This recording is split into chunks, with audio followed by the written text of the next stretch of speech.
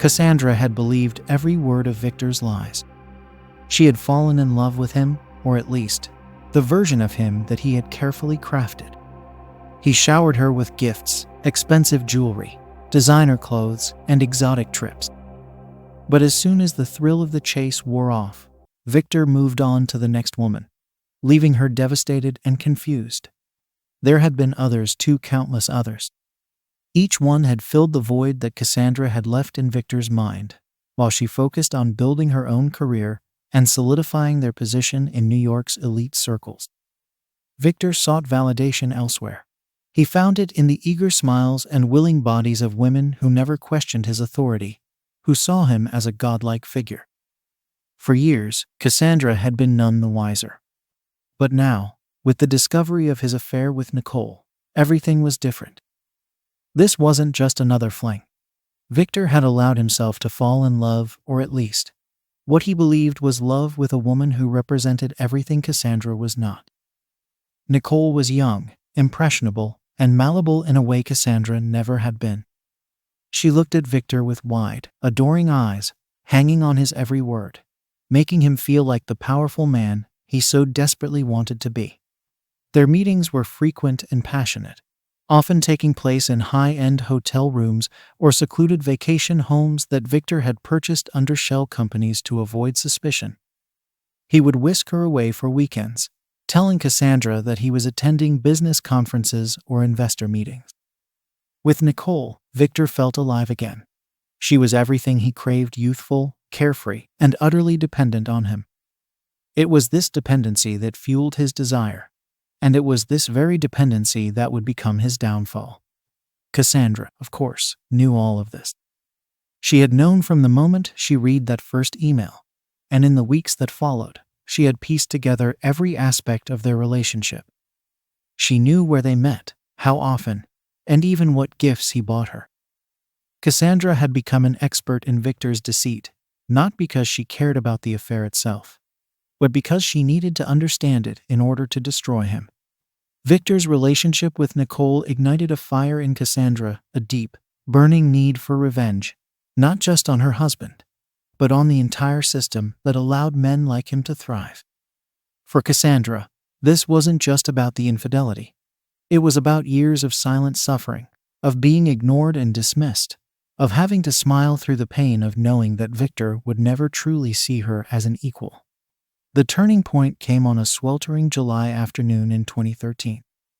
Cassandra had returned home early from a business meeting to find Victor in their bedroom, standing in front of the mirror, adjusting a new cufflink.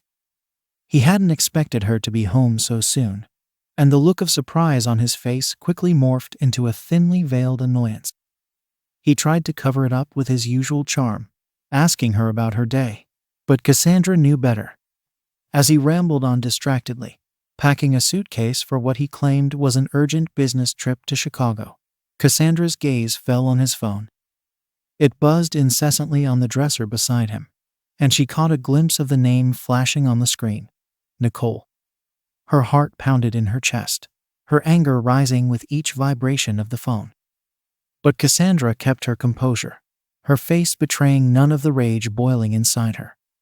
Later that night, after Victor had left for his business trip, Cassandra sat on their bed, staring at the empty space beside her. The sheets smelled of him, of his cologne and his sweat, and the thought made her sick. She imagined him with Nicole, imagined the two of them together in some luxurious hotel suite, laughing at her expense. Something inside her snapped. This was no longer just about betrayal. It was about survival. It was about reclaiming the years she had lost to this sham of a marriage. Cassandra knew she couldn't confront Victor directly. It would give him the upper hand, make her seem irrational, emotional. No, she needed something more. She needed to make him pay in a way that he would never see coming. The plan came to her slowly at first, like a flicker of an idea that refused to fully form. But as she lay awake in bed, staring at the ceiling, the pieces began to fall into place. She had the knowledge, the resources, and, most importantly, the patience. All she needed was time, and she had plenty of that. Cassandra spent the next few months meticulously planning her revenge. It was no longer enough to simply expose Victor's affairs or humiliate him in front of their peers. No, she wanted to ruin him financially, socially, and emotionally. She wanted to take everything from him, just as he had taken everything from her. Her first move was subtle, almost imperceptible. Cassandra began to take a more active role in Victor's business, offering her expertise in managing his financial portfolio. Distracted by his affair with Nicole, Victor welcomed her involvement, believing that it would free him up to focus on his new project, a luxury real estate development that he had been working on for months. Little did he know that Cassandra had already begun diverting funds from his accounts into a series of offshore investments, carefully hidden beneath layers of legitimate transactions. Cassandra's mastery of financial manipulation was unparalleled. She had spent years building her reputation as a brilliant economist, and now she would use those skills to destroy the man who had so carelessly dismissed her. Each transaction was calculated, each investment meticulously planned to avoid detection. Over the course of the next few years, Cassandra quietly siphoned millions from Victor's accounts, building her own hidden fortune while ensuring that his empire slowly crumbled. But financial ruin wasn't enough. Cassandra wanted Victor to suffer, to feel the same sense of helplessness and humiliation that she had felt for years. So, she began to plant seeds of doubt in the minds of their closest friends and business associates. At social events, she would subtly drop hints about Victor's erratic behavior, his questionable business practices, and his growing dependence on risky investments. She carefully cultivated an image of a man on the verge of collapse, a man whose success was built on lies and deceit. As the years passed, Victor's reputation began to suffer. Investors grew wary of his promises, and rumors of his affairs began to circulate in the upper echelons of New York's elite. But still, he remained oblivious to the true source of his downfall. He believed that he was simply experiencing a rough patch, that his luck would eventually turn around. Cassandra, of course, knew better. Cassandra's plot was elegant in its simplicity and devastating in its complexity.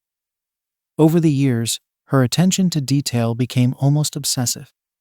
She documented every move Victor made, every financial decision he took, and manipulated his arrogance against him.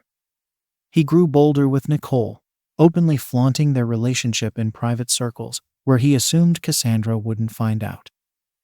What he didn't realize was that she already knew, and she was using his carelessness to her advantage. Her web of deceit stretched far beyond Victor's understanding. Each of the offshore accounts she had set up in secret was named under fake corporations, masked through layers of financial encryption and shell companies.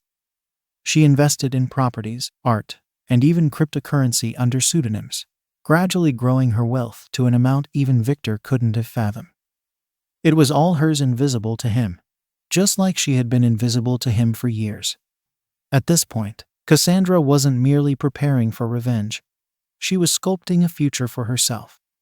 She began traveling discreetly under a false identity, Evelyn Sinclair, attending international conferences and expanding her network of influence.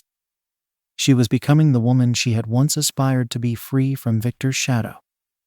Each trip was another step toward securing her independence, another layer of protection for when she would finally disappear. Her resolve remained cold and steady, even as Victor unknowingly fueled her fire. He continued to shower Nicole with attention, taking her to lavish parties, private yachts, and weekends in the Hamptons, all while spinning tales about his troubled marriage.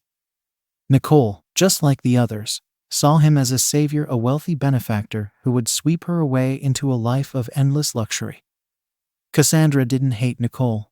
She pitied her, just as she had pitied all the other women who had fallen for Victor's charm. They were nothing more than pawns in a much larger game, and in the end, they too would be discarded. By 2017, Victor's company was reaching its peak. His latest venture, a groundbreaking real estate project in New York, had garnered widespread attention, with investors pouring in from all corners of the world. He was riding a wave of success, but the foundations beneath him were crumbling. Cassandra had seen to that. She subtly sabotaged deals, redirected key resources, and in some cases, outright destroyed contracts that would have secured Victor's future. Every time she struck, she did so with precision, making it appear as though Victor's missteps were simply bad luck.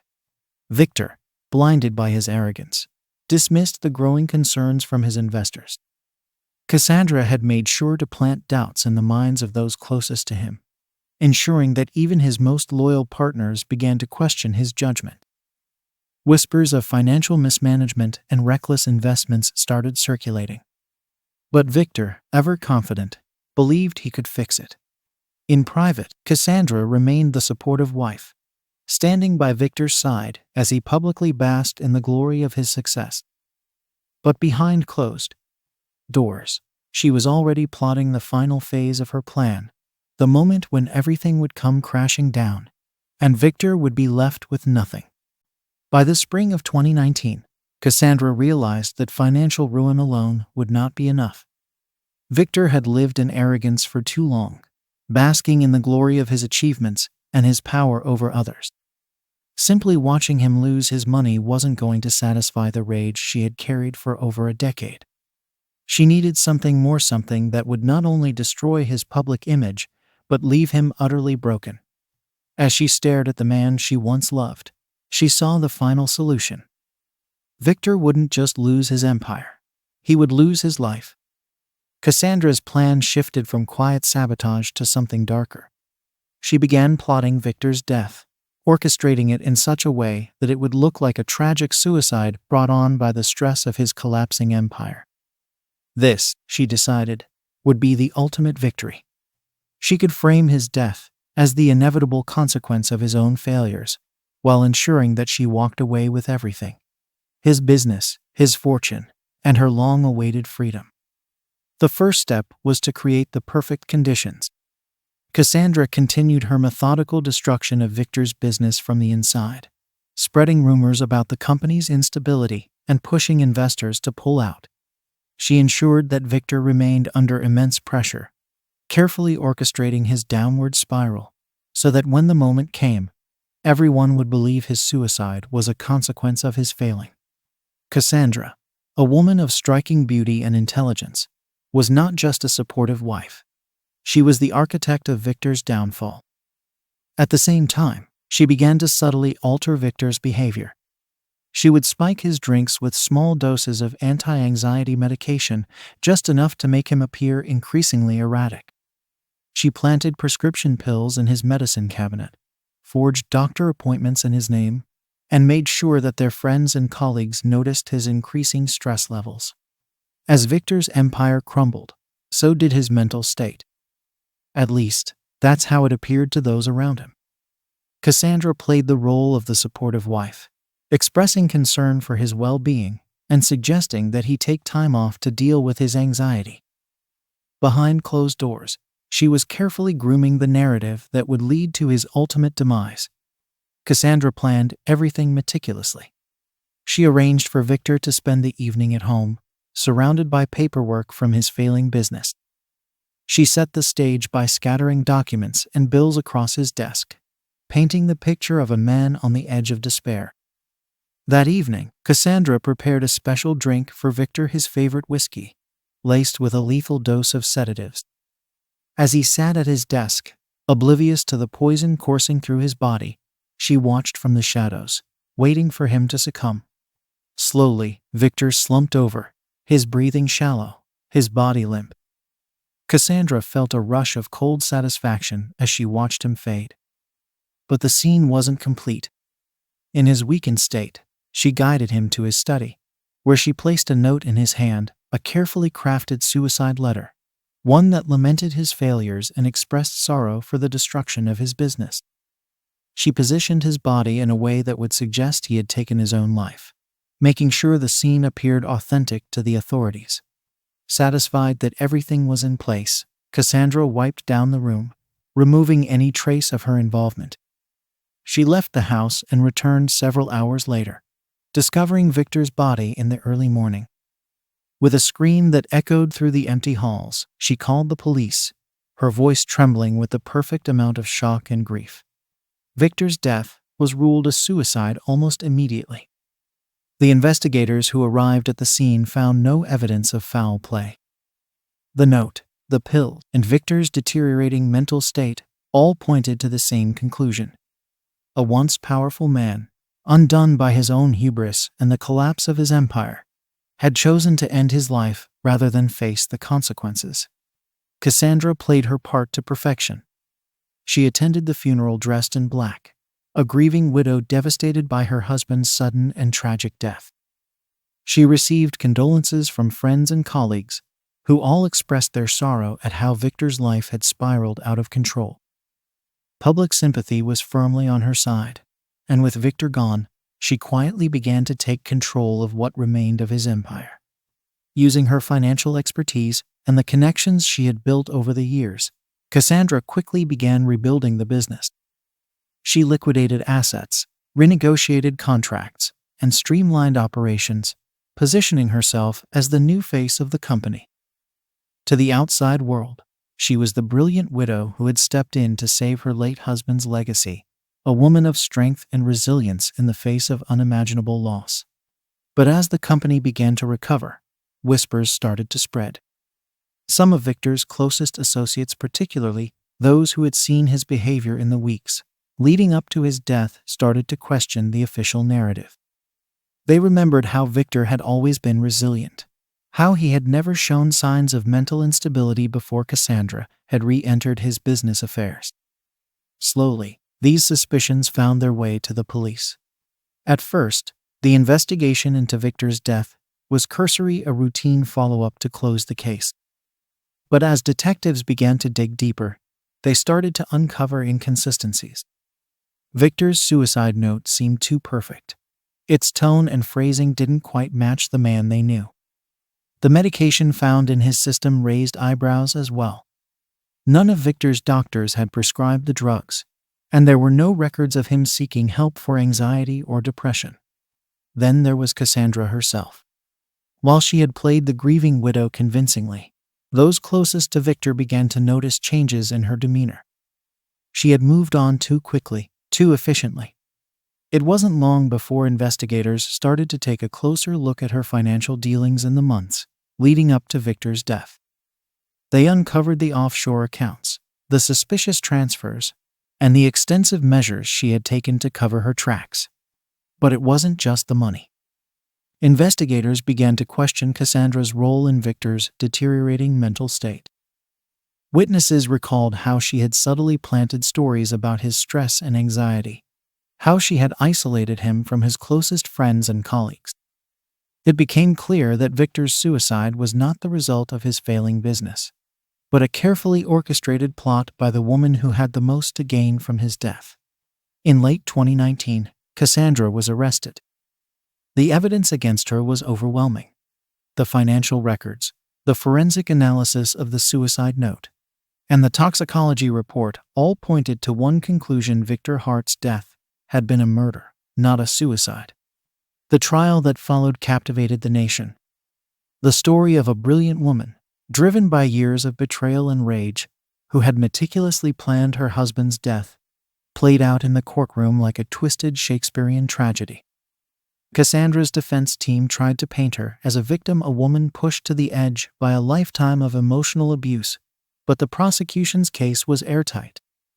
The jury needed little time to deliberate before finding her guilty of murder.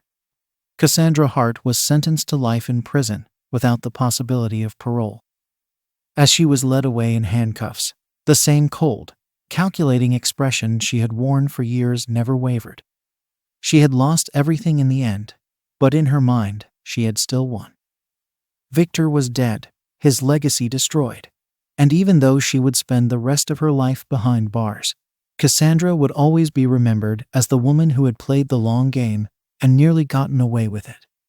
In the aftermath of Cassandra's conviction, the world was left to ponder the strange legacy she left behind. Some saw her as a villain, a cold-blooded killer who had orchestrated the perfect murder for her own gain. Others viewed her as a tragic figure, a brilliant woman who had been driven to the edge by betrayal and loss, a victim of a world that had never truly accepted her. Thank you for watching our video. If you enjoyed it, please give us a like and subscribe to support the channel. Don't forget to leave your thoughts about the case in the comments below.